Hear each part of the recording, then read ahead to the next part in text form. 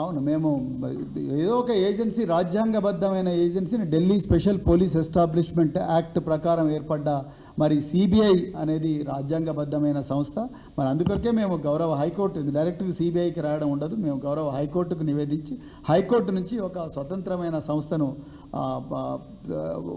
వాళ్ళకి కేసు అప్పగించాల్సిందిగా కోరుకుంటాం. అంటే మరి దేశంలో ఏదో ఒక వ్యవస్థను నమ్మాలి కదా. ఇక సిబిఐని కాకపోతే ఎఫ్బిఐని ఇవ్వలేము. ఎఫ్బిఐ అనేది విదేశీ సంస్థ, అందుకొరకు సిబిఐ అనేది అంతో కొంత దానికి ఇండిపెండెన్స్ ఉంటుంది. గౌరవ హైకోర్టు కంటిన్యూస్గా మానిటర్ చేస్తుంటుంది, అప్పుడే ఈ కేసుకు న్యాయం జరుగుతుంది తప్ప ఈ ముఖ్యమంత్రికి డైరెక్ట్గా రిపోర్ట్ చేసే సిట్ అనే సంస్థ అది పోలీసు సంస్థ, తెలంగాణ పోలీసు సంస్థ. దానికి బాస్ తెలంగాణ ముఖ్యమంత్రి, హోంమంత్రి రేవంత్ రెడ్డి గారు. కాబట్టి ఈయన హయాంలో మరి దాంట్లో పారదర్శకత ఉంటుందని నాకైతే నమ్మకం లేదు, తెలంగాణ ప్రజలకు ఎవ్వరికి కూడా నమ్మకం. అందుకొరకే మేము సిబిఐని కోరాలని అనుకుంటున్నాం. నేను ఆల్రెడీ రిప్లై పంపించేసిన. నేను విట్నెస్ అండి, నేను ఒక సాక్షిని అని వాళ్ళు అనుకుంటున్నారు. అందుకొరకే నా రిప్లై నేను వాళ్ళకి ఆల్రెడీ ఇచ్చిన. కానీ నేను ఇచ్చేటప్పుడు నేను క్లియర్గా చెప్పిన, ఈ రన్నింగ్ కామెంటరీ ఏదైతుందో సెలెక్టివ్గా కొన్ని పత్రికలకు, కొన్ని ఛానళ్లకు మరి అత్యున్నత స్థాయిలో కొంతమంది అధికారులు లీక్ చేస్తున్నారు, ఇది కూడా నేరం అవుతుంది.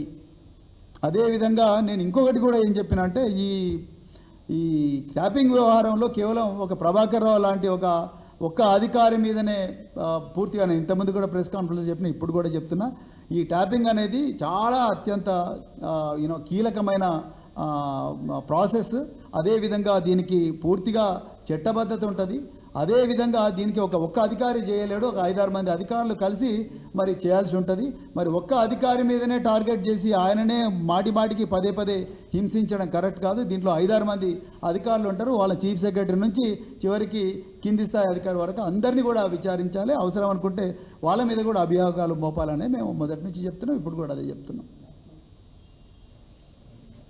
ఇంకొకటి ఏంటంటే, ఇక్కడ ఈ ట్యాపింగ్ను అడ్డం పెట్టుకొని, ట్యాపింగ్ కేసును అడ్డం పెట్టుకొని అసలు రాష్ట్రంలో మరి పూర్తిగా యూరియా కొరత ఉన్నది, ప్రజలకు ఎన్నో సమస్యలు ఉన్నాయి, బనకచెర్ల జలదోపిడీ జరగబోతూ ఉన్నది. అదేవిధంగా పల్లెల్లో ప్రగతి పడకేసింది, పట్టణాల్లో పారిశుద్ధ్యం పూర్తిగా ఖతమైపోయింది. వీటి గురించి ప్రజలు ఎవరు మాట్లాడకుండా ప్రజల దృష్టి అంతా కూడా కేవలం ఈ ట్యాపింగ్ చుట్టే మళ్ళిస్తున్నారు రేవంత్ రెడ్డి గారు. అది ఆయన అటెన్షన్ డైవర్షన్ టెక్నిక్లో ఆయన మాస్టర్ కాబట్టి అది చేస్తున్నాడు. కానీ ఆయన ఈ గారడీ విద్యలన్నీ కూడా బంద్ అయ్యే రోజులు దగ్గరకు వచ్చినాయి. ఎవ్వరు కూడా ఈ గారడీకి కింద పడిపోయే వాళ్ళు ఎవరు లేరు. సో తప్పకుండా తెలంగాణ పిల్లలు నిజాన్ని గ్రహిస్తారనే మేము అనుకుంటున్నాం.